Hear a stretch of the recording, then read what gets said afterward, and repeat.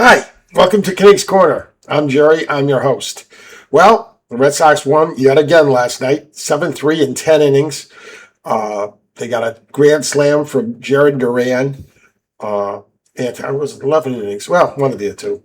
Red Sox got a grand slam from Jared Duran to win it. They also got 2 home runs by Mickey Gasper, America's greatest hitter, to help along with the cause. And that was that. Peyton Toling pitched 5 innings, a 4-hit ball.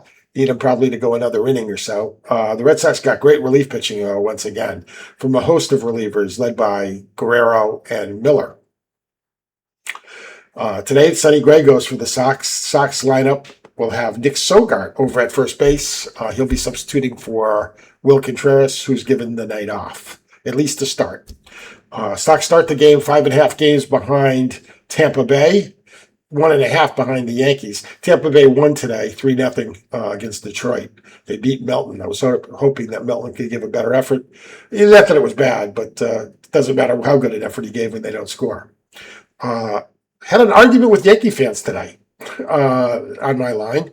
They messaged me saying that they thought that the Yankees had a better bullpen than the Red Sox. I'll give you one stat, and that'll be the end of that.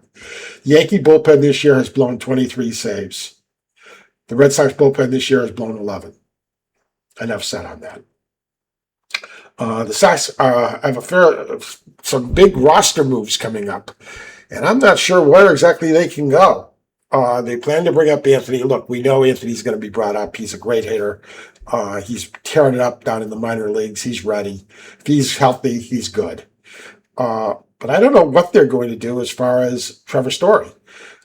He has not hit. I watched one at bat last night from Worcester, and he looked pathetic. How pathetic? Anyone that's listening to this video could have looked better. That's how bad it was. He went 0 for 4. He hasn't hit, but he's so entitled that he feels that he should be brought up.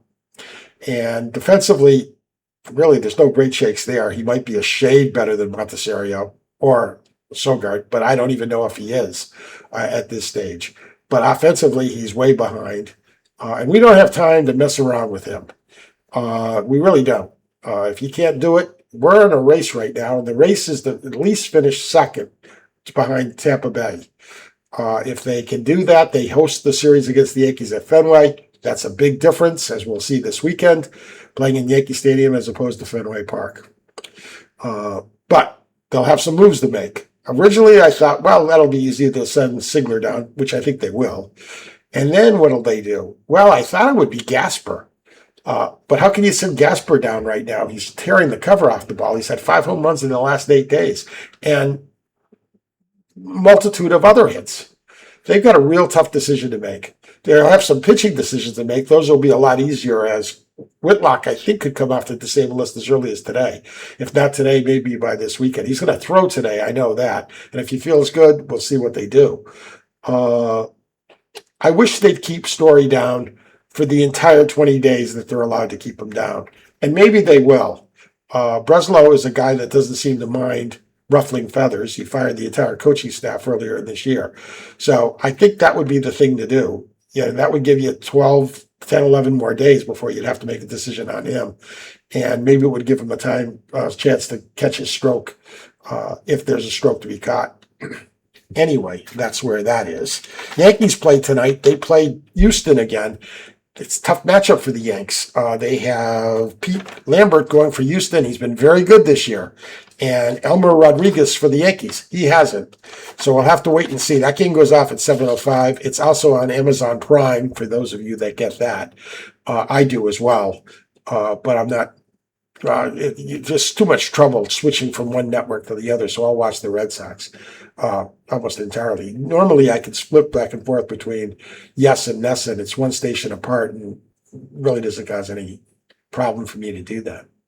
So that's what we're hearing so far. So once again, I had the argument with the Yankee fans over. I just wanted to ask them: the Red Sox are 1.5 games back. What part of the Red Sox do you think are better than the Yankees? And you probably have to say, they would say none. And why are we, or the Red Sox, only 1.5 games back? They must be good at something. I feel like the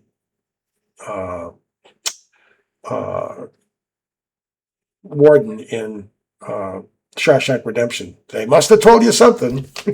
Anyway, that's our show for today. I'm Jerry. This is Kinnick's Corner. If you like the show, give us a like, give us a subscribe. It helps the algorithm. Leave a comment like those Yankee fans did, and we'll talk about it on the air. Red Sox go off at 6:40 tonight. They should, Sonny Gray's pitching for the Sox against the guy that's not all that good. Hopefully the Sox come away with another win heading into New York. They have the day off tomorrow. Let the Yankees play Houston, and we'll see what happens. So I'll talk to you then. So go Sox.